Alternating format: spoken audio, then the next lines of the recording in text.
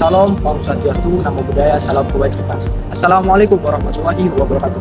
Perkenalkan, nama saya Alvin Prinanda dengan NIM 24011100185. Di sini saya akan membagikan video edukasi tentang pencegahan penipuan online di media e-commerce, TikTok Shop maupun Shopee.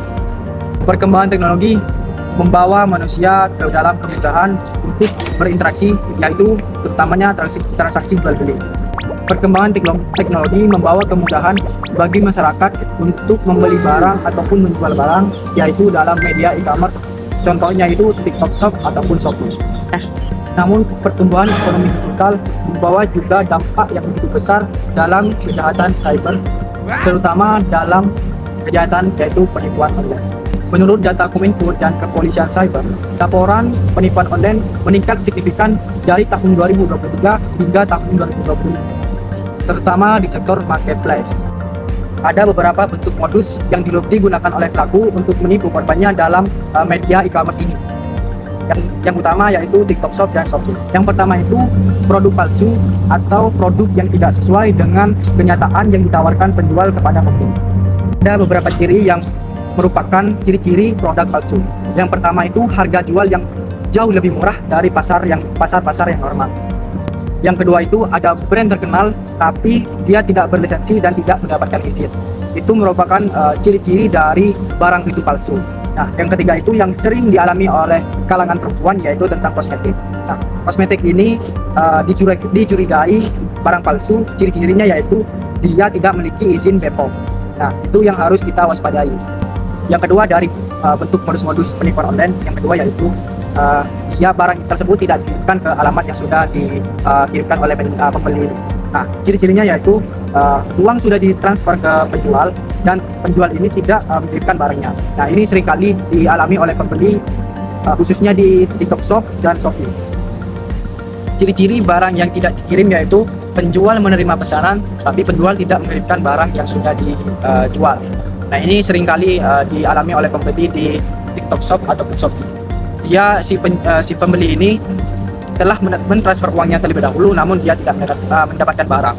Nah, itu harus berhati-hati dan tidak sembarangan mentransfer uang ke toko-toko yang khususnya toko-toko baru yang tidak memiliki rating dan juga tidak memiliki ulasan tentang toko tersebut. Nah, yang ketiga itu bentuk penipuan online itu ulasan dan rating. Nah, ulasan dan rating ini merupakan tempat bagi pembeli mempercayai toko tersebut. Nah, namun ada beberapa toko yang dia memberikan ulasan rating palsu. Dia menyewa buzzer untuk memberikan ulasan ataupun rating pada toko tersebut yang gunanya untuk menarik pembeli agar percaya untuk membeli toko tersebut. Ternyata di toko tersebut tidak merupakan rating palsu dan juga ulasan palsu yang menyebabkan si pembeli ini menjadi korban dari ulasan rating maupun ulasan rating palsu tersebut. Nah, ciri-cirinya yaitu yang tadi saya sebutkan itu si toko ini menyewa buzzer yang buzzer ini berfungsi untuk mengulas atau merating toko tersebut dengan nilai yang tinggi yang menyebabkan si pembeli ini percaya. Nah, yang kedua itu foto ulasan ataupun foto yang dijual itu tidak sesuai atau tidak sesuai dengan barang yang dijual. Itu merupakan bentuk-bentuk dari penipuan online. Nah, hal itu harus kita waspadai dan juga kita harus teliti memilih toko-toko apa yang kita mau beli barangnya. Nah, karena kita sudah mengetahui bentuk-bentuk dari penipuan online di TikTok Shop maupun Shopee.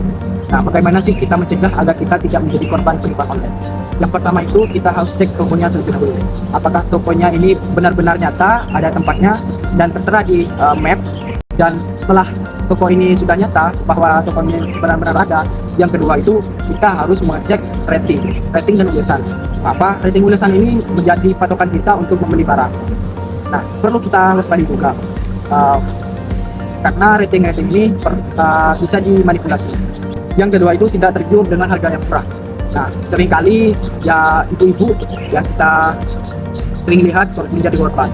Dia tergiur dengan harga murah dan dia tidak melihat ulasan dari orang lain. Dia hanya membeli. Nah, itu menjadi perhatian juga kepada orang-orang seperti ibu-ibu, harus teliti dan juga harus bisa waspada terhadap toko-toko yang memberikan produk yang palsu. Selanjutnya itu Kalau ada mekanisme seperti COD, kita harus memilih COD. Karena apa? Karena COD kita bisa membuka barang tersebut, bisa melihat barang tersebut, dan kita bisa membayar kalau barang itu sudah ada di kita.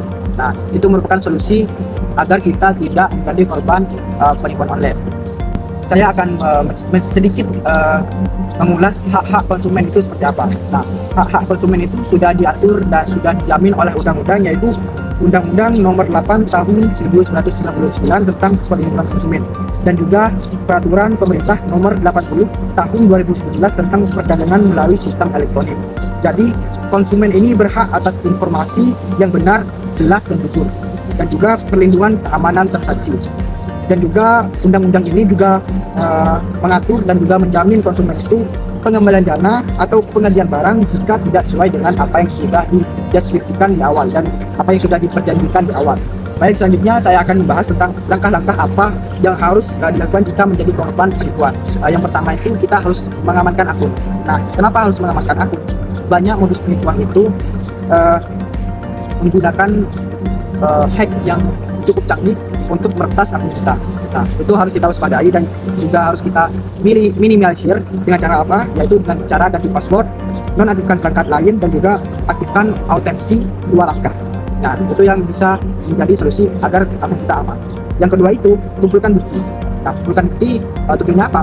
Agar jika kita menjadi korban penipuan online, kita bisa melaporkan ke pihak kepolisian dan kita bisa menyerahkan bukti-bukti yang sudah kita kumpulkan. Contohnya itu seperti screenshot chat, pembayaran, profil toko, nomor rekening, nomor telepon. Nah, itu bisa kita ajukan ke kepolisian. Yang ketiga itu laporan ke platformnya, yaitu TikTok dan Shopee. Nah, kita selain juga melapor ke kepolisian, kita juga bisa melapor langsung ke platformnya. Contohnya itu TikTok dan Shopee. Kita bisa lewat by WA ataupun langsung dari aplikasi. Baik, selanjutnya saya akan memberikan tips dan trik untuk belanja di TikTok Shop maupun Shopee. Yang pertama itu, belanja hanya dari penjual ataupun official store dengan rating 4,7. Jadi kalau di bawah tersebut kita hindari ya. Yang kedua itu, pastikan ada ulasan barang ataupun video. Jadi ada produk yang sudah divideokan oleh pembeli sebelumnya. Nah, yang ketiga itu, cek reputasi penjual. Nah, itu terkait rating dari toko tersebut.